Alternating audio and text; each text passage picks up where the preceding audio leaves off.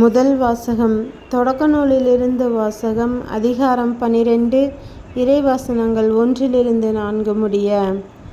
ஆண்டவர் ஆபிரகாமை நோக்கி, உன் நாட்டிலிருந்தும் உன் இனத்தவரிடமிருந்தும் உன் தந்தை வீட்டிலிருந்தும் புறப்பட்டு நான் உனக்கு காண்பிக்கும் நாட்டிற்கு செல்.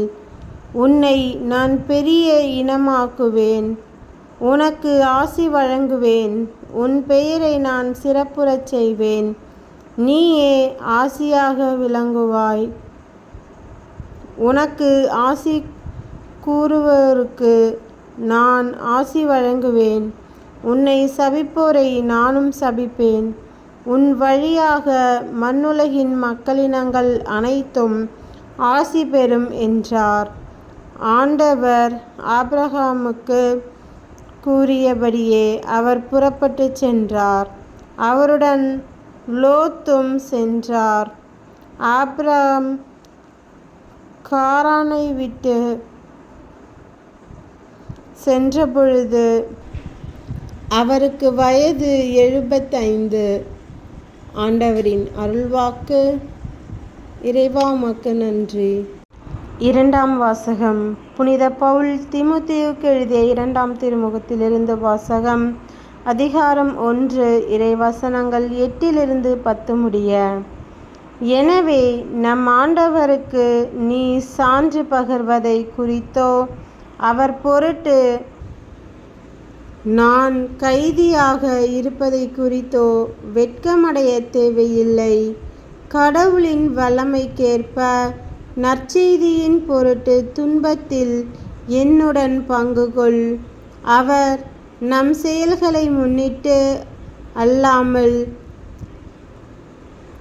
காலங்களுக்கு முந்திய தமது தீர்மானத்தின்படியும் கிறிஸ்து இயேசு வழியாக நமக்கு அளிக்கப்பட்ட அருளின்படியும் நம்மை மீட்டுள்ளார். நமக்கு தூய அழைப்பு விடுத்துள்ளார்.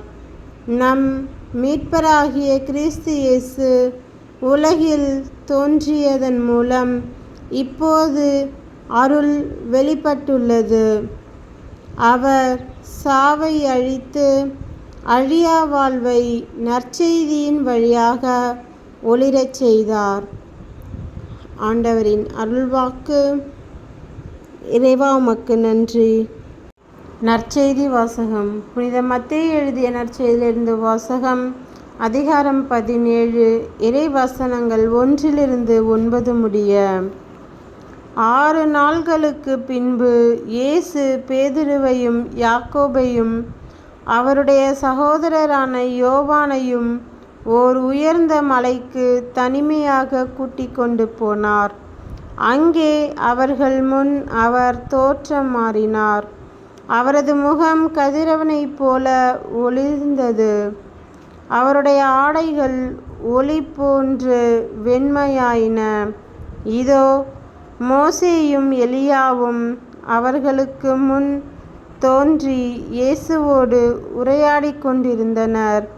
பேதுரு இயேசுவை பார்த்து, ஆண்டவரே, நாம் இங்கேயே இருப்பது நல்லது.